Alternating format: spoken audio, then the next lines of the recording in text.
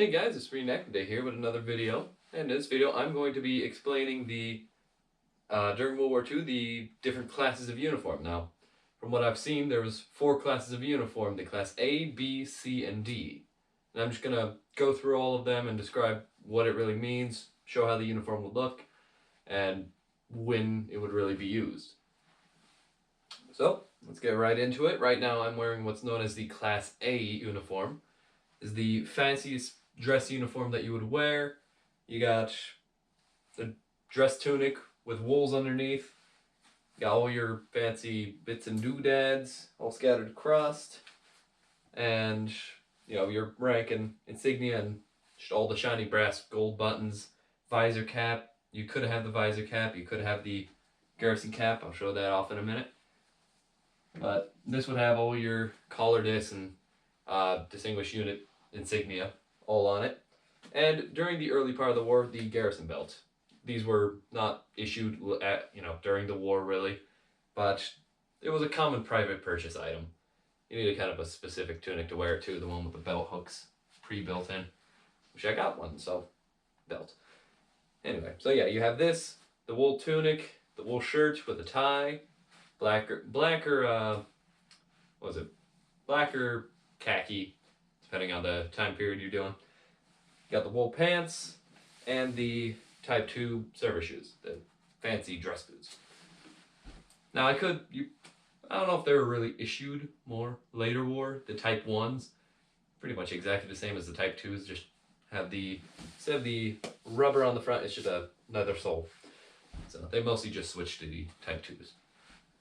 But this is pretty much the Class A's. Now when these would be used would be like very important ceremonies, award ceremonies, also when it's not too hot out.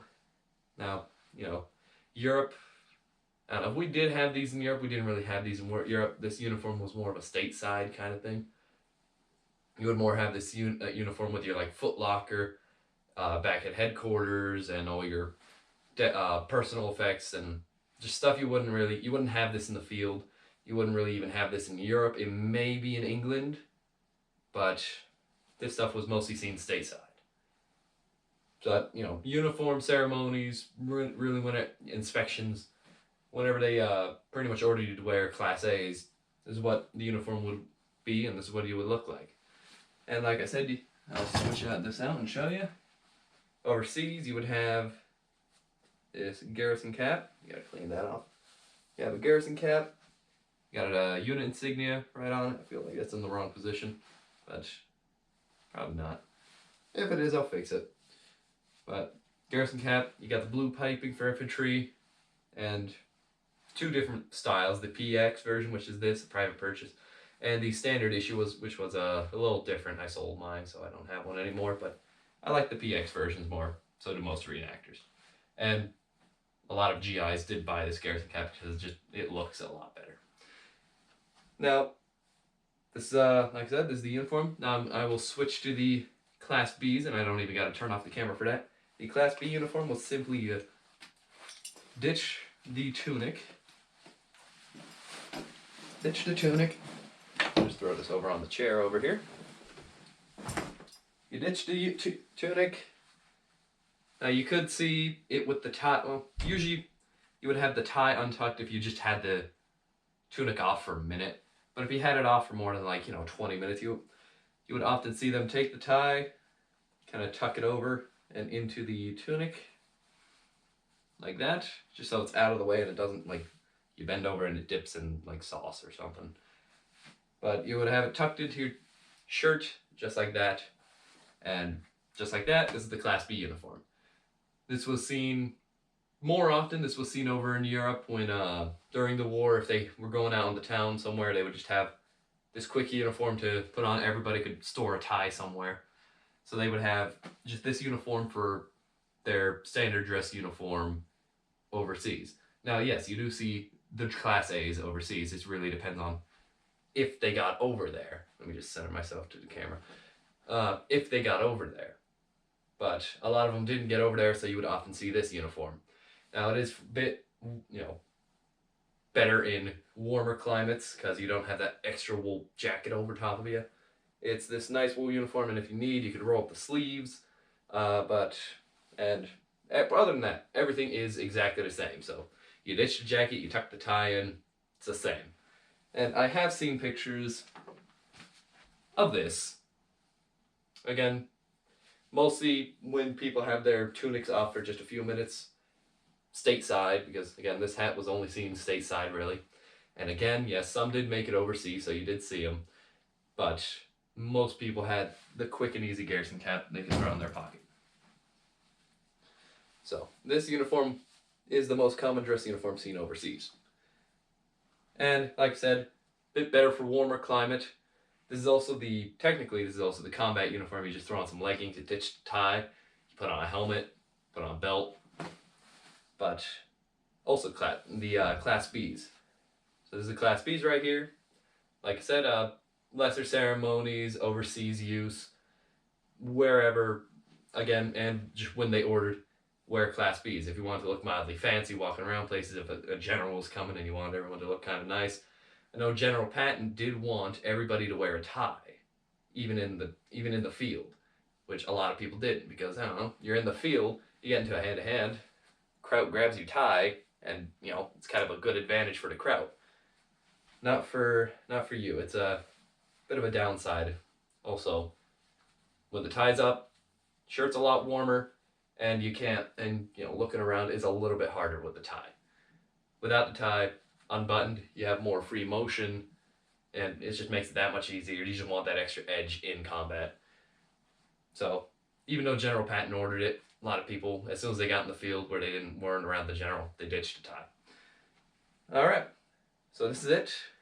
The Class Bs. And now I will go to the Class Cs, and I will show you the Class Cs. Alright, right here I'm showing the Class C uniform. And I don't know, the way I like to think about it is C for cotton. We got the cotton khaki uniform that was seen mostly in the hot climates during, let's just say if you were stateside, you see them during the southern states during summertime would be, just if it's super hot out, if it's just too hot for wools. This is what you would see. Also, a lot of times for the Army and Marines in the Pacific, the Marines have their own separate khakis, but this would be the Class Cs. Now, like I said, hotter climates, but still want to look good. Now, during the interwar period, they had a 1926 tunic, the dress tunic and things, with just made out of this material, khaki. I've been trying to find one for a little while. Those things are kind of cool. But it's this exact same pattern, but it's khaki. It's kind of cool. But you can see I got the khaki version of patches, the khaki divisional patch, khaki garrison cap, and actually they're supposed to technically, I actually do have one, a khaki belt. It's a bit lighter than the standard belt, and that should be worn with the khaki uniform. I don't know how really that was enforced during wartime. If they just said like, yep, belt, there you go, they're about the same shade. But you can see this one's a bit lighter of a shade than the other ones. Now, there's this one hat that I did find, which I don't know if it would be worn with this uniform, but I found it neat, so I'll show it anyway. So, we all know the Daisy May cap. Well, here's the Daisy May cap in khaki. Maybe hotter climates where it's also sunny. I have this on backwards. Hotter climates where it's also sunny, and you just want that extra cover to stay out of the sun. I don't know if you're just wearing this around. I'm not too sure. Not too sure if this was seen with the uniform or not. It is a rarer kind of hat. So, not too sure. Thought it was neat though. It is a mood. It's kind of like a pith helmet, but soft. Anyway. Other than that, you can see same tie, tucked in, and same boots. But other than that, it's all the same. Just out of a khaki material. And I don't think I said this. It's the exact same pattern as the wools, just khaki material, khaki cotton. It's a bit nicer in the summer, but, it is, you don't have a tunic with it, so still gotta get these pants tailored. Either way, we'll move on to the final variation of uniform, or the final class of uniform that would be shown and, kind of designated. the Class D uniform. So I will go get that on, and I will talk about that some. Alright, now sometimes you do see like a combination of two uniforms. Right now I'm wearing what probably my favorite uniform is to wear at like the Reading dance, or if the D-Day dance, or just really any dance during the summertime. You got the wool pants, the nice dress tunic, and a khaki shirt underneath. Now, I did do my research before looking this up. I found many pictures of people doing this, records of doing this. Heck, I'm pretty sure I even saw it in the field manual once or twice. But you can see khaki shirt, wool tunic, pants. Now, I'm pretty sure this would fall under the Class A because you still have the tunic on, but it's just a lot nicer in slightly warmer climates where you want to wear the dress tunic, or you got to wear the dress tunic, and you got to look, fancy. This keeps the temperature down while it's not terrible to wear the tunic. Now, what I don't think we'll see is the entire Class C uniform with a dress tunic on. I think it was just the shirt that was seen. I know intra-war, there was the Mull 1926 tunic, aka the dress tunic, that was khaki. I don't know if I mentioned this already, but it was a khaki version of the dress tunic, and I think that would be seen with the Class C's, and I'd love to get my hands on one, so I'm keeping my eye out for one of those at Reading, but they're pretty rare. Anyway, I think I already mentioned that. Alright, and finally we have the Class D uniform.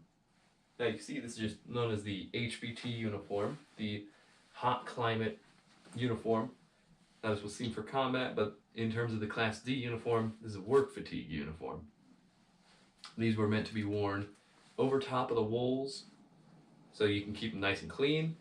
Meant to be worn just pretty much as a cover for them. And then as the war progressed, they're like, hey, these are actually pretty decent in hot weather. And they switched to just these. Instead of the wools underneath and this on top, they switched to just these. Now, I'm sure if they did need to do mechanic work or something, and they were still in a colder climate and had these available, they would throw these on over their wools and just kind of keep warm. But again, this is really just a work uniform. If you're digging a hole, if you're fixing a Jeep, if you're painting something, doing this, doing that, it's a work uniform. Daisy May cap as well, as you can see, nice full brim to keep the sun away from you. There was like the HBT cap that was seen too. Just had the brim up front, a cap. But the Daisy May was, pretty sure Daisy May was standard issue to all the troops. At least during the earlier part of the war. Now, if you want to go very early, there was the denim uniform, also known as Class D's, before they switched to these, herringbone twill. They were jeans. You had a jean jacket, jean pants, jean Daisy May cap. Those go for a lot of money. The denim uniforms go for a lot of money, the originals. But other than that, just a work uniform. You can button it up, leave it unbuttoned. Great for warmer weather. Honestly, I found them not too much cooler than the wools. The wools are pretty nice, pretty breathable. But it's a work uniform, really. And now there are multiple models of these. This is the first pattern, and then there's the second pattern, which you see most of the time. It's the bit baggier, bit looser, bigger pockets, just a normal jacket instead of this tighter in the waist kind of jacket. But I like this one. Anyway, and also in the diagram that I show, these are the wools, or these are the HBTs that are shown in that. Anyway, and also, what would be worn with these are your junkier boots, aka the rough outs if you had them, or if you want, you could also wear your cap toes. But a lot of times rough outs and leggings to keep your pants from getting caught on anything. Alrighty. Well, I think that is going to be it for the variation of uniforms. Well, the classes of uniforms. Class A, dress uniform. Class B, slightly less fancy dress uniform. Class C, hot weather dress uniform. And Class D, work uniform. Alright. Well, that is it for this video. Thank you for watching. Hope you enjoyed. Please like and subscribe for more content like this. And that's about it. And we'll see you guys in the next one.